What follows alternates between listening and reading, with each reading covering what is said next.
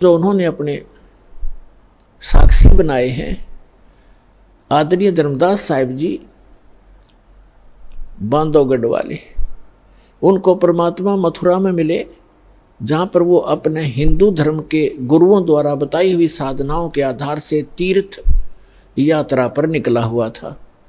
उनको ज्ञान दिया, सच्चाई से परिचित कराया। उसके बाद वो प्यारी आत्मा परमात्मा के चरणों में पड़ के बुरी तरह रोई। फिर उसको परमात्मा सतलोक लेकर गए, जहाँ से हम आए थे, और जो वो सुखमय स्थान है जहाँ कभी जरा और मरण नहीं होता, जहाँ वृद्ध अवस्था नहीं है, जहाँ मृत्यु कभी नहीं होती। फिर उनको तीसरे दिन वापस छोड़ा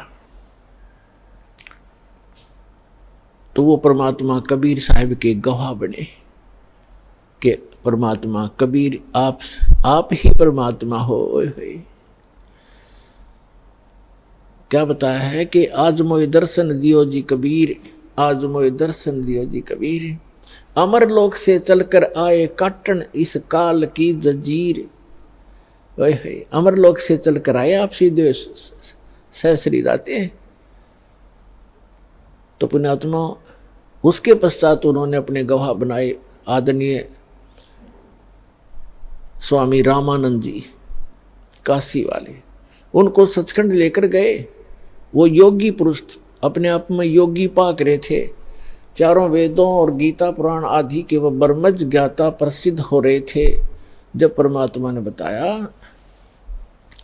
कि स्वामी जी 4 वेद और पुराण 18 ये एक उजड़ जेरा है, तत्व ज्ञान परम साहेब का वो तो ज्ञान उचेरा है। रामानंद जी वेदों पर गर्व करते थे, पुराणों और गीता पर गर्व करते थे कि इस कंप्लीट स्पिरिचुअल नॉलेज है, संपूर्ण अध्यात्म ज्ञान है। परमात्मा ने कहा कि ये तो एक उज्जड़ झेरा है, 4 वेद और पुराण 18 ये एक उज्जड़ झेरा है, इससे निकल नहीं सकते इस साधना से, ये इनकम्प्लीट है। फिर रामानंद जी के भ्रम को निवारण करने के लिए सचखंड लेकर गए। वहाँ देखा अपना वास्तविक स्थान और परमात्मा बैठे सिंहासन पर, राजा के समान, सिर पर मुकुट, सफेद छत्र और राजा की तरह अनंत कोट ब्रह्मांड के संचालक के सिंहासन पर विराजमान प्रभु को देखा उस 5 वर्ष के बालक के रूप में, और फिर अपना वास्तविक रूप बनाया, फिर बालक रूप धारण किया, फिर उस महापुरुष को वापस छोड़ दिया। तब स्वामी रामानंद जी ने कहा था कि 2 ठोर है एक तू, 2 ठोर, वहाँ भी आप हो यहाँ भी आप हो, 2 ठोर है एक तू भया एक से 2, और गरीबदास हम कारणे आए हो मगजो। तुम साहेब तुम संत हो, तुम सतगुरु तुम हंस, गरीबदास आपके रूप बिना और न दूजा अंश। मैं भक्त, पहले तो विद्वान पाक रहे थे, मैं ऋषि को आवे थे स्वामी रामानंद पंडित जी। फिर कहते मैं भक्त मुक्त हुआ, मेरा भरम कर्म भयो नाश, गरीबदास निज ब्रह्म तुम, यानी निज ब्रह्म यानी वास्तविक भगवान आप हो, मुझे हुआ दृढ़ विश्वास। तुम स्वामी मैं बाल बुद्धि, बरम करम भयो नाश, गरीबदास निज ब्रह्म तुम मोय हो गया दृढ़ विश्वास। तो पुण्यात्माओं ये दूसरे गवाह उस कबीर भगवान के। तीसरे आदरणीय मुल्कदास साहिब जी, आदरणीय मुल्कदास साहिब जी को परमात्मा मिले। कहते 100 छल छिद्र मैं करूं अपने जन के काज, और हिरण्यकशिपु जो मार जो मैं नरसिंह धर लूं साज। एक समय परमेश्वर कबीर जी इस धरातल पर आए हुए थे। जैसे ये क्या करते हैं परमात्मा, कई प्रकार से लीला करते हैं। ये 3 सतिथि में रह कर के अपने सभी ब्रह्मांडों को चलाते हैं, सब जीवों की संभाल करते हैं। एक सतिथि में ये सतलोक में रहते हैं अपने ओरिजिनल, अपने ही अन्य रूप में,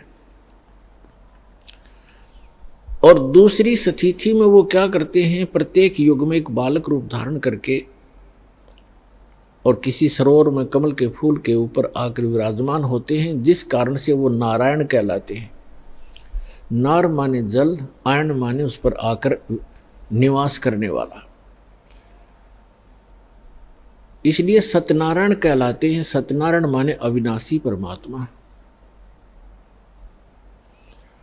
धीरे धीरे बड़े होते हैं, उनको निसंतान दंपत्ति उठा ले जाते हैं। वहाँ लीला में तरीके से बालक की तरह बिल्कुल एक जनसाधारण की भूमिका करते हैं। कोई भ्रम में कहता है कि ये कोई कहीं मिला होगा, कोई डाल गया होगा, जैसे भी अटकलबाजी चलती रहती, चलती रहो, सच्चाई कुछ अन्य ही होती है। जिस कारण से वो परमात्मा धीरे धीरे बड़े होते हैं, छोटी ही उम्र में, छोटी आयु में ही बड़े बड़े विद्वानों के छक्के छुड़ा देते हैं आध्यात्म मार्ग में, और विनम्र रहते हैं, एक पूरी मर्यादा निभाते हैं जो एक भक्त संत को मर्यादा में रह के भक्ति करनी चाहिए। तो वो परमात्मा तीसरी स्थिति में वो क्या करते हैं, जब चाहे कहीं भी प्रकट हो जाते हैं और अपनी अच्छी आत्माओं को मिलते हैं, एक जिंदा महात्मा के रूप में, एक साधु संत के रूप में आते हैं। तो कलयुग में जिन भी महापुरुषों को वो तीसरी स्थिति में मिले हैं, उनमें से आदरणीय धर्मदास साहिब जी, आदरणीय मलुकदास साहिब जी, आदरणीय नानक साहिब जी, आदरणीय दादू साहिब जी, आदरणीय गरीबदास साहिब जी, गांव छुड़ानी, जिला झज्जर वाले, आदरणीय गीसा दास जी, गांव खेखड़ा, जिला मेरठ, उत्तर प्रदेश वाले। तो इन महापुरुषों को वो परमात्मा जिंदा महात्मा के रूप में मिले हैं, और ये तीसरी प्रकार की स्थिति है। इन सभी महापुरुषों को परमात्मा सचखंड लेकर गए, फिर उनको वापस छोड़ा। तो इन्होंने अब मुलुकदास जी को कैसे मिले, तो वो परमात्मा जो तीसरी प्रकार की स्थिति में कभी भी आकर कहीं कुछ समय रह जाते थे। पहले पुराने समय में क्या होता था, हम बहुत बार सुना करते थे कि एक गांव में एक संत आया था और 1 महीना रुका था। उसने अपना कोई नाम गाम नहीं बताया था और बहुत से लोगों को चमत्कार किए थे। वो अचानक फिर गायब हो गए, चले गए थे, पाए नहीं थे। तो ऐसे वो परमात्मा आए हुए थे, और मलुक राम नाम था उनका, चौधरी मलुक राम अरोड़ा। एक अच्छे किसान थे, बड़े खेतीहर थे, वो अरोड़ा जाति में थे और गांव के नंबरदार थे। गांव में उनकी बहुत अच्छी खासी जो महिमा थी। परमात्मा के लिए विशेषकर गरीब व्यक्ति ही ज़्यादा प्रयत्न किया करते हैं, और परमात्मा कहते हैं कि ऊंचे कुल में भक्ति ना होवे, नीचा ही कुल दीजे, और ऊंचे कुल में दुर्योधन रावण और नीचे कुल में गणका, और गणका भिलनी पार उतरगी, गर्व करियो ना धन का। तो गरीब जो होगा या कोई दुख किसी को होगा, वो उसके लिए वरदान होता है, परमात्मा के लिए तड़पते रहते हैं, और उस तरफ में वो कहीं ना कहीं परमात्मा उन पर दया कर ही देते हैं। और जो अमीर या अच्छे अधिकारी होते हैं, वो कोई विशेष आत्मा ही होती हैं जो भगवान से जल्दी जुड़ते हैं। अपनी परंपरागत साधनाएं तो वो कितने ही करते रहें, क्योंकि उनमें प्रेरणा पिछली है, लेकिन विशेष पुण्यात्माएं जो होती है वो ही सुख में भगवान की शरण में आती हैं, क्योंकि उनके पिछले संस्कार ज़्यादा अच्छे होते हैं। तो गरीब व्यक्तियों के घर में परमात्मा एक गांव में गए, उनके शिष्य थे, जब वो तीसरी स्थिति में साधु संत रूप में प्रकट थे। तो भक्त परमात्मा जब गुरुजी आते हैं, गुरुजी के सत्कार में समर्पित हो जाते हैं। परमेश्वर एक के घर सत्संग करने गए, अगले दिन शाम ने दूसरे ने प्रार्थना की, भगवान कल हमारे घर करना। सत्संग भी करते थे, वहाँ उनका भोजन पाते थे। तो सब ने चेष्टा हुई, सबके अंदर प्रेरणा बनी कि हमारे घर भी गुरु जी आएं, हम भी सेवा करें अपने गुरुदेव की। ऐसे करते इस प्रकार परमात्मा ने पहले दिन एक के घर सत्संग किया, वहाँ भोजन प्राप्त किया। अगले दिन दूसरे के, दूसरे तीसरे दिन तीसरे के। तो भक्त जब गुरुजी जाते हैं तो अच्छा भोजन बनाते हैं, अच्छा हलवा देसी घी का लगावें, छाँव वो डालें, उसके अंदर पानी महक जा पड़ोसियों तक। तो एक और परमात्मा के इस यथार्थ ज्ञान का विरोध शुरू से ही रहा है। गांव में विरोधी भी होते हैं, क्योंकि परमात्मा तो एक सत साधना बताने की चेष्टा करते हैं। उस समय भ्रमित समाज वो साधनाएं कर रहा होता है जो उनको कोई सुख नहीं दे सकता, और परमात्मा चाहते हैं कि सभी मेरे बच्चे सत्साधना करें और मेरे पास पहुंच जाएं वापस, इनको फिर से वहाँ सुखी कर दूं। तो हम काल के द्वारा भ्रमित अपने ही भगवान के विरोधी बन जाते हैं। कुछ एक पड़ोसियों ने जाकर के उस नंबरदार मुल्क राम चौधरी अरोड़ा जी से कहा, जी गाँव में एक ठग आया हुआ है और गरीब व्यक्तियों को लूट रहा है, रोज अच्छे माल खाता है, बढ़िया हलवा बनाते हैं, खीर बनाते हैं, और चलते समय पूजा लेकर जाता है। और ये करेगा बिगाड़। वहाँ रात को सत्संग करते हैं, बहन बेटियां भी जाती हैं, और कोई गड़बड़ होगी गांव में, अब देख लो, संभल जाओ, उसको निकाल दो यहाँ से। अब पुण्यात्मा होते हैं, उस मुल्क राम जी के मन में ये आया कि भाई साधु संतों के साथ खसना नहीं चाहिए, प्यार से ही देखूंगा मैं वास्तविकता क्या है, फिर मैं कोई बात करूंगा। तो मुल्कदास जी ने फिर सावधानी बरती, जिधर सत्संग थे उस साइड से गलियों से निकलकर खेतों में जाने लगा। तो क्या देखा कि तीसरे दिन किसी के घर में छौंक लगा, और फिर हलवे का बनाने का समय हो गया। वो निकल कर जा रहा था, उसने आई महक कि भाई हलवा तो बना रखा है। अगले दिन वो तीसरे के घर में, चौथे के घर में। तो मुल्कदास ने सोचा भाई अब बात तो सचमुच है, तो रोज हलवे खावे है, देखते न्यू कौन है कैसा है।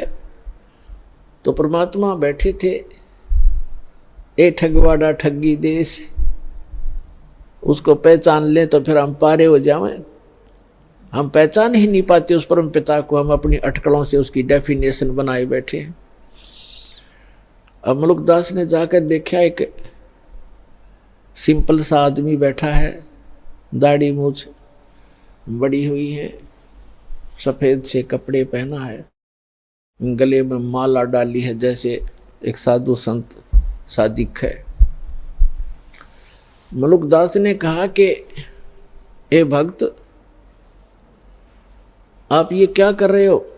आज तीसरा दिन हो गया मुझे देखते, अच्छे हलवे खाते हो, खीर खाते हो, आप अपना काम करके क्यों नहीं खाते हो? अपनी मेहनत करा करो, मजदूरी करनी चाहिए। अब जैसा भी वो नेक आत्मा था, अपने हिसाब से उसने खूब औपचारिकता से बात तो कई सारी उल्टी पर कही औपचारिकता से।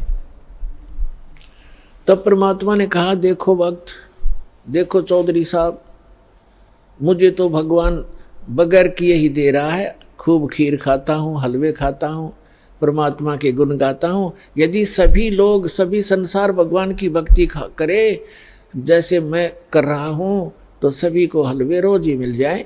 आप भी प्राप्त कर सकते हो खीर और हलवे। मुल्कदास को ये बात जची नहीं, क्योंकि हम तो उस घिसी पिटी दंत कथा पर आधारित है कि करके खाना चाहिए, करे बिना तो होए को नहीं, करके तो खाना चाहिए, पर भगवान का गुण भी गाना चाहिए। और थोड़े से करने में बरकत गनी दे दे भगवान फिर। लेकिन उस समय परमात्मा ने उसका वो चाबी लगानी थी।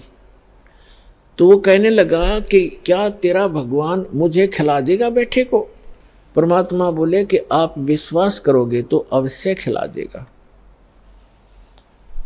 तो मुल्कदास ने कहा कि आज यदि आपके भगवान ने मुझे खाना खिला दिया शाम तक, मैं खाली पेट आया हूँ घर से, तो मैं आपका चेला बन जाऊंगा शिष्य। और यदि आपके भगवान आज शाम तक मुझे बगैर कुछ किए खाना नहीं खिलाया, तो तुझे मैं अपने खेतों में मजदूर बनाऊंगा। है मंजूर? कबीर साहब बोले मंजूर है मुझे। ठीक है।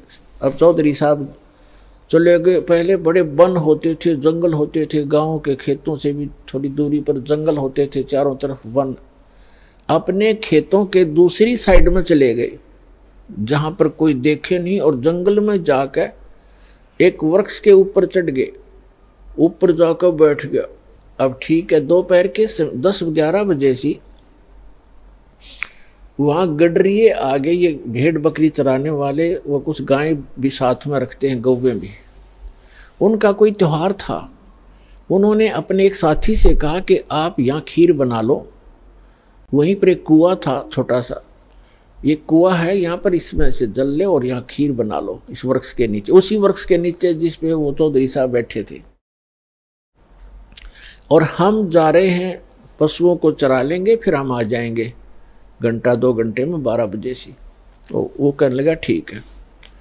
उसने खीर चढ़ा दी और खीर बनने को हुई, बनी तैयार हुई, तो उसी समय उसने क्या देखा कि बहुत दूरी पर कुछ घोड़ों के ऊपर व्यक्ति डाकू आ रहे हैं। डाकू लोग घोड़ों पर चलते थे, उनको खूब पता था जंगल में पशु चराने वालों को कि ऐसी स्थिति में डाकू लोग आते हैं। वो व्यक्ति तो भाग गया, खीर बनती छोड़ गए अपने साथियों के पास, वो दूर चले गए और आगे को। अब वो आकर देखा, उन्होंने कुआं था वहीं पर, डाकुओं ने पानी पीना चाहा कि रुको पानी पिएंगे, कुआं है। वो पानी पीने के लिए नीचे उतरे, घोड़े वहां खड़े कर दिए। तो देखा, एक ने कहा जी ये तो खीर भी है, यहाँ पर कुछ बन रहा है। उखाड़ कर ढक्कन उठाकर देखा तो खीर बन रही है। तो डाकू कहने लगे भाई अपने उस्ताद से कि उस्ताद भूख लग रही है, लगा ला 2-2 हाथ। उनमें से एक कहने लगा जी ऐसा ना हो कोई इसमें कोई डाल गया हो हमें धोखा देने के लिए, पहले इसको टेस्ट कर लें, किसी पशु पक्षी को खिला लेते हैं। उनमें से तीसरे ने कहा कि बनाने वाला यहीं छुपा होगा, कहीं भाग कहाँ गया होगा, देखो हमसे डर से छुप गया। वो इधर उधर देखने लगे। एक ने ऊपर देखा कि ये बैठा ऊपर, उससे कहा भाई नीचे आ जा तू। वो कहने लगा ना आऊं, नीचे ना उतरूं मैं। क्यों नहीं आवा नीचे? नीचे आना तेरे मारेंगे गोली। 5 सेकंड में नीचे आ लिया। नीचे आया तो कहन उसके वो ढक्कन के ऊपर खीर डाल दी अच्छी खूब, और कहा इसको खा। वो नौका कति नहीं खाऊं। अब मुल्कदास खावे नहीं, मना करे कि मेरी तो बात बिगड़ेगी आज। वो इसलिए नहीं खावा कि मैं झूठा पड़ूंगा और चेला बनना पड़ेगा। तो उनको पक्का यकीन हो गया डाकुओं के कि इसने जरूर कुछ ना कुछ मिला रखा है, इसलिए नहीं खाता। उसका 2 मारे दड़ाक, अच्छी मारी लात, अखा बैठ के उसने फटाफट किलो पक्की खा गया। भूख तो लगी रही थी। और खाने के बाद जब उसको काट बैठ आध घंटे, अगर मरेगा तो मर लेगा यूं। आध पौन घंटा इंतजार करके उसको कुछ नहीं हुआ। फिर उसने साची बताई जी ऐसे ऐसे बात है, मैं तो इसलिए मना करूं था, मेरी एक शर्त लाग रही थी। तो बोले भाग जा, जाता रहा तो यहाँ से। वो चला गया। अब वो भाग लिया। अब उसने जिस समय वो कहा कि हम डाकू हैं, या तो खा लेना तेरा बकल तार देंगे, तो उसको ये पता लगा तो डाकू हैं। तो अंदर से प्रार्थना की है गुरुजी मुझे बचा ले, मेरी जीवन रक्षा कर दे, मैं आपका चेला बनूंगा। एक तो जान बचाई और खीर खिलाई। अब वो सीधा पहुंचा गुरुदेव के पास, परमेश्वर के पास। वो तो जानी जान थे, सारी लीला वही करते हैं, 100 छलछीतर मैं करूं अपने जन के काज। अब जो ही मलुकदास चौधरी आया, परमात्मा बैठे आसन पर नीचे लगा रखा। परमात्मा ने पूछा क्यों चौधरी साहब, भगवान ने करी कुछ सेवा तेरी? ने बोला जी तेरा भगवान तो मार मार खीर खिलावा है, आपका परमात्मा तो मार मार खीर खिलाता है और मेरी जान बचा दी दाता आपने ना। उनका केज लगे 1 मिनट में कर दो काम मेरा, आपको मैंने याद किया, सारी कथा बताई। परमात्मा बोले बेटा यह भी आपके ऊपर एक रहम किया है परमेश्वर ने कि जिस कारण से आपको एक अनमोल रतन और मिलेगा। खीर तो खिलाई सो खिलाई, ये धन मिल गया। फिर उसको क्योंकि विश्वास जल्दी नहीं होता, अब तो परमात्मा ने ऐसा ज्ञान दे दिया बच्चों, बालक बालक भी समझ सकते हैं कबीर इज गॉड, ऐसे प्रमाण दास आपको दे देगा। तो इस समय के लिए वो प्रमाण बनाने थे परमात्मा ने, उन बच्चों को अपने को शरण में भी लेना था, उनका भी जन्म मरण का दीर्घ रोग मिटाना था। तो मुल्कदास जी को सचखंड लेकर गए, फिर उनको वापस छोड़ा। उसके बाद मुल्कदास जी कहते हैं जपो रे मन साहेब नाम कबीर, जपो रे मन परमेश्वर नाम कबीर। एक समय गुरु बंसी बजाई कालंदरी के तीर, एक समय गुरु बंसी बजाई कालंदरी के तीर। सुर नर मुनि जन थकत बहे वहाँ, रुक गया दरिया नीर। जपो रे मन परमेश्वर नाम कबीर। 2 दिन का झगड़ा छड़ गया, तिनक न धरते धीर। दोनों दिन का झगड़ा छड़ गया, कोई न धरता धीर। कोई गड्ढे कोई अग्न जलावे, ढूंढा ना पायो शरीर। जपो रे मन परमेश्वर नाम कबीर। अमरलोक से सतगुरु आए, काटन यमक जंजीर। अमरलोक से सतगुरु आए, काटन काल की जंजीर। दास मलूक सलूक कहत है, खोजो खसम कबीर। जपो रे मन परमेश्वर नाम कबीर। जपो रे मन साहेब नाम कबीर। अब मुल्कदास जी फिर ये कहते हैं कि जपो रे मन, उस परमेश्वर नाम कबीर का नाम जपो, उस परमात्मा ने जो मंत्र दिया उसका जाप करो। एक समय गुरु बंसी बजाई कालंदरी के तीर। कालंदरी कहते हैं यमुना को। एक समय परमात्मा मथुरा में गए, धर्मदास जी ने कहा भगवान, वो श्री कृष्ण जी के पुजारी थे।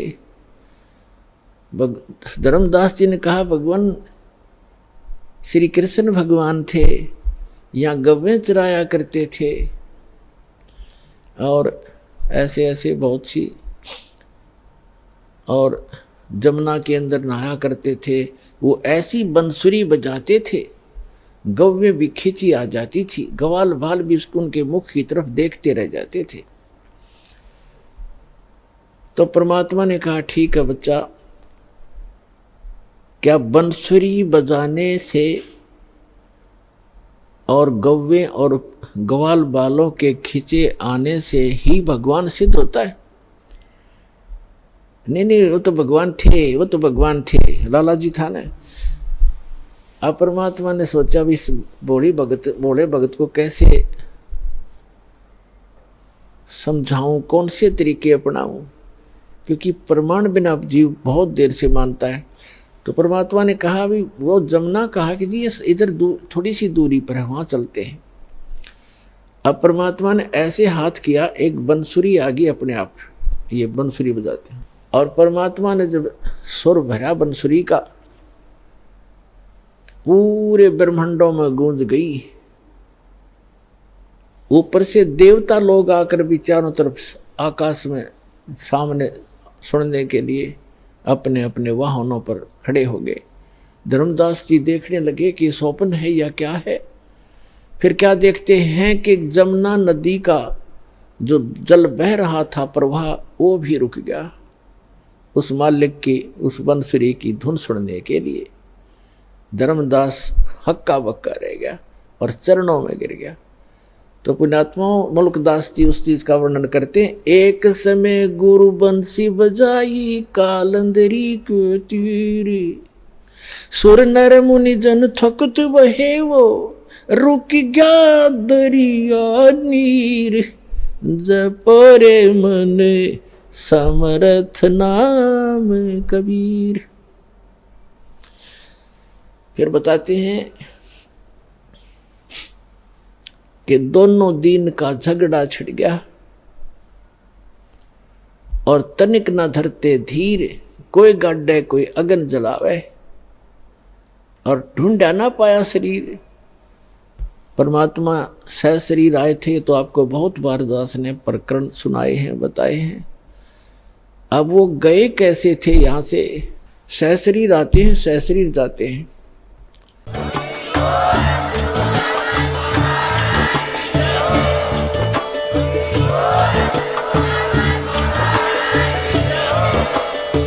सुन रहे थे जगत गुरु तत्वदर्शी संत रामपाल जी महाराज जी के मंगल प्रवचन। अधिक जानकारी के लिए विजिट कीजिए हमारी वेबसाइट www.jagatgururampalji.org। संत रामपाल जी महाराज जी के शुभ आशीर्वाद से पूरे विश्व भर में 500 से भी ज्यादा नाम दीक्षा केंद्र हैं, जिन पर संत रामपाल जी महाराज जी द्वारा ऑनलाइन निशुल्क नाम दीक्षा दी जा रही है। अपने नजदीकी नाम दीक्षा केंद्र का पता करने के लिए संपर्क करें 8222880541।